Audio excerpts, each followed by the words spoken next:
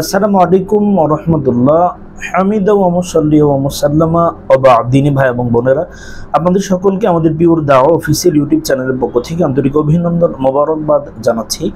আপনাদের থেকে প্রাপ্ত জীবন ঘনিষ্ঠ গুরুত্বপূর্ণ প্রশ্ন জিজ্ঞাসার জবাব নিয়ে আপনাদের সামনে উপস্থিত হয়েছি।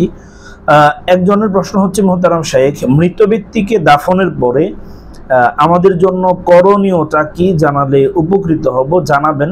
মানুষ কবরস্থ করার পরে তার আত্মীয় স্বজন বা পাড়া প্রতিবেশী তাদের করণীয় কাজটা কি জানাবেন। চমৎকার গুরুত্বপূর্ণ বিষয়। কোনো ব্যক্তির জানাজার নামাজ শেষ করার পরে তাড়াহুড়ো করে চলে না গিয়ে তার দাফন কার্যে অংশগ্রহণ করা বড়ই সওয়াবের এবং নেকির কাজ। হাদিসে রাসূলুল্লাহ সাল্লাল্লাহু আলাইহি সাল্লাম বলেছেন, মান সাল্লা আলা জানাজাতিন ফালাহু কিরাত ফাইন শাহিদা দাফনাহা ফালাহু কিরাতান আল কিরাতু মিসলু উহুদিন।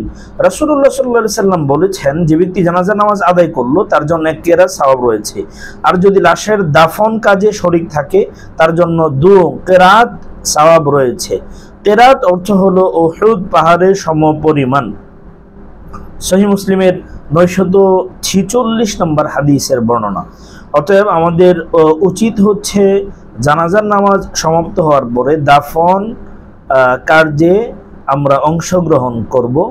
দাফন কার্যে রাসূল সাল্লাল্লাহু আলাইহি সাল্লাম সালাতুল জানাজার পরে রাসূলুল্লাহ সাল্লাল্লাহু আলাইহি সাল্লাম দাফন কার্যে অংশগ্রহণ করতেন।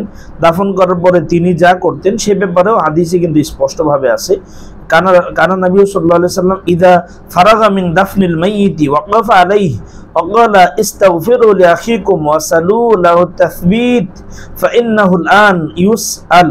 রাসূলুল্লাহ সাল্লাল্লাহু আলাইহি সাল্লাম বলেছেন, রাসূলুল্লাহ সাল্লাল্লাহু আলাইহি সাল্লাম নিজের অবস্থাটা, এরপর এটা আমাদের আমল।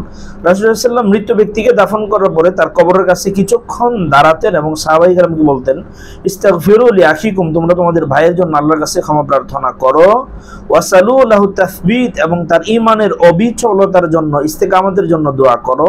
ফাইন্নাহুল আন ইউসআল, কেননা এই মুহূর্তে এখনই তাকে প্রশ্ন করা হবে।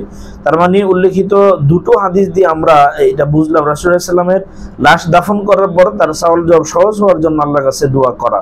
অথচ কোনো কোনো এলাকায় দেখা যায় সালাতুল জানাজার পরে পরপর নামাজ সালাম ফেরানোর পরেই দাফন করার পূর্বে মৃতের জন্য দোয়া করা। এটা কিন্তু সুন্নাহ সম্মত নয়, এটা খিলাফে সুন্নাহ। এবং সুন্নাহ হচ্ছে কবরস্থ করার পরে, কবর দেওয়ার পরে কিছু সময় অপেক্ষা করা এবং তার জন্য, অর্থাৎ যে মৃত ব্যক্তি তার জন্য আল্লাহ তাআলার কাছে ইস্তেগফার বা দোয়া করা। আল্লাহ তাআলা আমাদেরকে আমলটা বেশি বেশি করার তৌফিক দান করুন, আমিন।